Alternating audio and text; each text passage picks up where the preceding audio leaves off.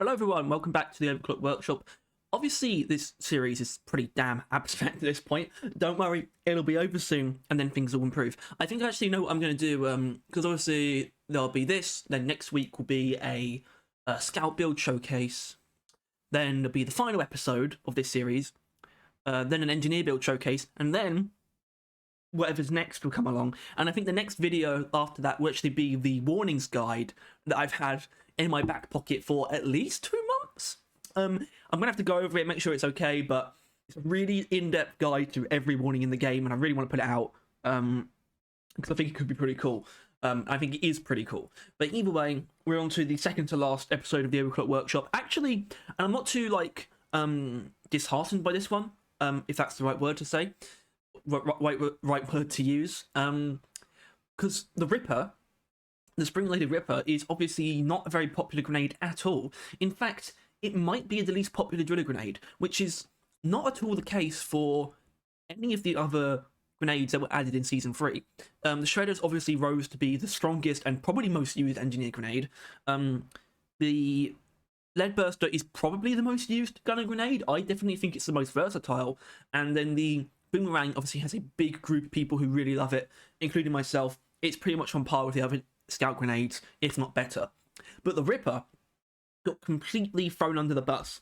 And I think the reason for that is, obviously we know how overpowered the impact axes are, but it's not even that they're overpowered, it's just that they fill in the gaps that Driller has so well that you really don't feel the need for anything other than them, and you also feel a very strong need for them specifically. So it's a really difficult conundrum where I did not see how they were going to make a grenade to compete with it, and I don't think they did. In fact, I would say the second most popular driller grenade is probably the HE at this point, just because it's nice to have that cooking mechanic.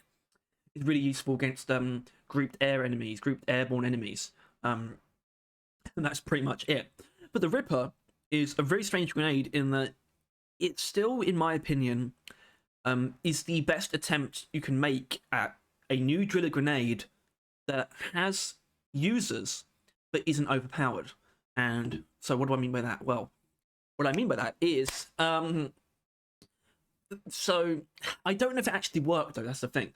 My vision when I first used the Ripper was like, yeah, this is not anywhere near as versatile as the impact axes. In fact, this is the most niche driller grenade. But to me, that was the methodology they needed to use to make one that had any standing whatsoever. Don't try and make one that is used as much as the impact axes. Just try and make one that a small faction of people will love. And I don't know if they achieved that, but it's so strong in the situations where it's strong. Because I don't think just making it overpowered for no good reason would work. I don't think I don't think it's a healthy way to make it compete with the axes. I do have a think that some of the ideas I have prepared for this video are tapping into some elements that maybe could be added to the Ripper as a base. And that's where this series is at its best, I think. You know, I talk endlessly about how grenade overclocks are a massive impossibility, basically. I'd say 97% chance it's never going to happen. Maybe even higher. But that doesn't mean there aren't ideas in here that could work. And with the Ripper being such an underused grenade, because it is arguably too weak, maybe just translating some of these mechanics onto it can do it some good. Not the balanced one, though. The balanced overclock is completely nuts. I love it, and I'm going to talk about it, but it's completely nuts. But there are ideas in both the clean and the unstable that I think, if added, could really make a big difference. Obviously, I'll start by just sort of going over them literally, I guess. But I will, of course, elaborate on what parts I think should be added to the Ripper and what shouldn't. So we start with Lawnmower as the clean overclock. Slightly increased width, plus 15%. I don't actually know the width of the Ripper. This is just a hitbox increase of 15%. But Rippers can be manually retrieved before expiring if they have dealt no damage to enemies during their run. This is very important, I think. So the width thing is interesting. I would say it's probably justified. I honestly think some base buffs wouldn't go amiss. At the same time, they're not what the Ripper needs. The Ripper needs things that elevate it, things that make it special, unique mechanics that draw people in. And I think the ability to retrieve them would immediately bring them up to make them more comparable to the axes if they shared that mechanic with them. So you can retrieve them basically the idea is that you could pick a Ripper up at any point as long as it hasn't dealt damage, but also once it reaches the end of its lifetime, it will just stop and be retrievable as well. I think that one is really important. I think the fact that Rippers can be so easily wasted is really, really it's a really important thing to focus on, because I think it does throw a lot of people off. And I think they deserve to be a grenade that you can retrieve. They feel like one. It's sort of a small machine that you throw out onto the field. It's got no real need. It's got no real reason to destroy itself.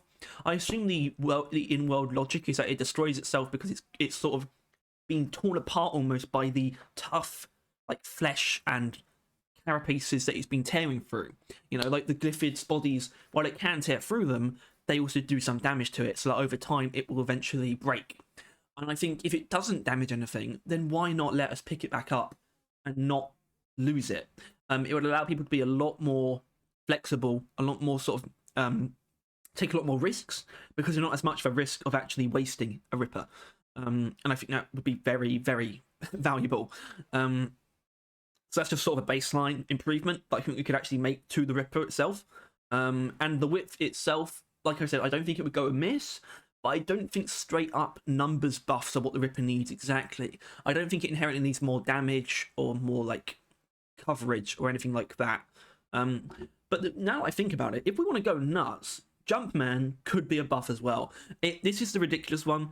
I don't think it would ever happen. So the Ripper will perform a high velocity jump whenever you jump. So the idea for that was that it would jump higher than you jump normally. Now, the idea of this being added as a base mechanic, well, almost definitely not, but it would be damn fun, and it really would make the Ripper stand out. Now, I do think the unstable overclocks that I've got prepared is probably a lot more reasonable and still introduces a mechanic that would elevate the Ripper, but this is just so funny to me. So if you can imagine, so we have some flat terrain, and the Ripper coming along, you jump, and it jumps like that, but I think that sounds kind of obvious. It would allow you to hit airborne enemies. You could sort of like, it would be a really cool skill to learn, much like the HE's cooking mechanic is. And then that could almost spiral into another thing. Well, maybe to make the other grenades compete with the impact axe, we need to give them skills that people can learn. So the HE cooking, Jumpman for the Ripper, and then something else for the neurotoxin grenade. I'm not sure. But then obviously you can imagine in a tunnel, you can use it to essentially possibly even change the trajectory that it's moving. You know, in a tunnel, if it's going round a tunnel, jump up to the ceiling, and then possibly, you know, I think that would be really cool. It's just a really silly mechanic that can probably only exist if we did have grenade overclocks, but it's the kind of thing I would like to see them try out almost. And frankly, this is kind of why I want them to I kind of want them to plateau on weapon balancing a little bit. And I think that when they do, there will come a time when they'll start just making more strange choices and fun choices for weapon balancing. But I want them to plateau so that they can actually look at other things like grenades and tools and perks, obviously. Perks being the biggest one, I'd say. And then we can circle back around to weapon balancing and start making some silly changes, which is what I really want to see. But this is also something I would really like to see. I think it just sounds so ridiculous and so fun, but it would give the Ripper this sort of status, this thing that elevates it above the other grenades, or elevates it as a grenade, a really distinct gimmick, but also that gives it some flexibility and a really significant fun factor at the same time. And I think that those are the kind of things that driller grenades need to compete with the impact axis, frankly. So the next one is not quite as gimmicky. It is multifaceted. Razorblade Meltdown, yes, that's a Dragon Force song. So apparently, with this, the Ripper would gain extra lifetime with every kill. It's sort of like your biomass converter thing. We have a cap. I don't think the numbers are too important here. If they were to ever add something like this, I would leave it to them to figure that out. And the Ripper will guide itself towards enemies. Now, no. As an overclock, sure, but we're not getting overclocks. As a base mechanic, the Ripper shouldn't guide itself, you know? It should be based on where you throw it, where you position it in regards to terrain that dictates its course.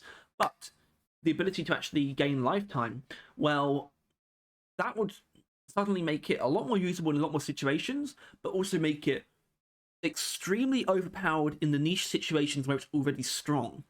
Because I think once you achieve that, once you achieve absolutely absurd overpoweredness in a really niche area, suddenly you're going to start gaining a lot more fans who want that niche, and will take it because they enjoy the convenience of just being able to delete incoming enemies in a tunnel with literally no effort.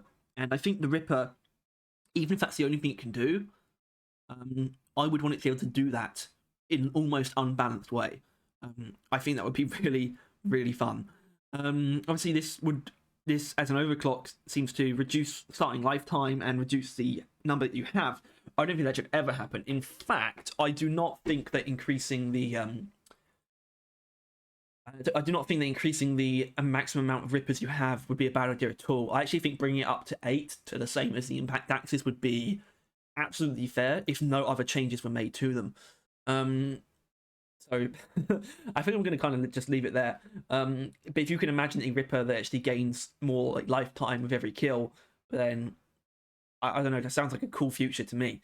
So yeah, that's pretty much all I've got. So what's the main takeaway here? Well, the Ripper needs something like this: the ability to retrieve them if they don't deal any damage, something like that. And it also needs, arguably, something that also elevates it. Because apparently it being what it is isn't quite enough. It being like a lawnmower, crazy Beyblade thing, it's somehow not enough. And so you just really need to delve into the craziness. But at the very least, I think we need some sort of baseline tweaks, possibly, and definitely an additional utility mechanic like this one would really improve the spring-loaded Ripper's standing amongst the driller grenades, and maybe even amongst grenades in general. So yeah, that's all I got. I think this is one of the more valuable episodes actually of the whole the series. Obviously next time will be the boomerang, which is going to be fine. It's not a finale, not how this series really operates, but it's not terrible either. It's not going to be as bad as the lead burster, I don't think. Either way, if you enjoyed this episode of the Overclock Workshop, please make sure to like and subscribe. If you want to stay up to date with everything to do with Deep Rock Galactic and Road Core as well, then feel free to click the notification bell as well. That's all there is. I could tell you that you could become a member, but frankly, there aren't any benefits. You would gain some emojis to use in our chat when we stream, and we would also prioritize all of your questions on the podcast, and also name drop you on the podcast. But it's just it's a side thing. We don't expect anyone to do it, but if anyone did, it would be amazing. Yeah, that's all there is. Thanks for tuning in once again, and I'll see you guys next time. Take care.